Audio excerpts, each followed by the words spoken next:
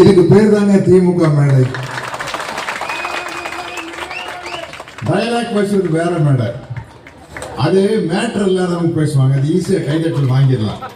பேசினாங்க பாருங்க தம்பி தமிழன் பிரசன்னா, எவ்வளவு டீட்டெயில், எவ்வளவு புள்ளி விவரம்.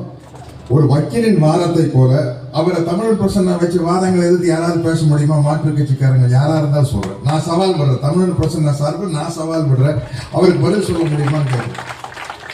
அதுக்கப்புறம் தோழர் அருள்மொழி அவர்கள் பேசினாங்க, என்ன புள்ளி விவரம். இது மாசுக்கு கைதட்டுற விஷயமா இருக்காது. ஆனா அந்த தீவில் நடந்த கொடுமையிலிருந்து ஹிட்லரிசம்னா என்ன, ஸ்டாலினிசம்னா என்னன்னு புட்டு புட்டு வச்சு விளக்குறாங்க பாருங்களா. அது இந்த மேடையில மட்டும்தான் நடக்கும். கைதட்டுறது எந்த மேடையில வேணாலும் நடக்கும். இப்ப கைதட்டல் வாங்கி காட்டு பாத்தீங்களா, என்னம்மா கண்ணு. இது இதெல்லாம் வெட்டி உதாருங்க. இது எல்லா நடிகனுக்கு செய்ய தெரியும், அவங்க ரேஞ்சில் இந்த வெட்டி உதார செய்ய முடியும். ஆனா உண்மையான கொள்கையை பேசுற மேடை இதுதான்.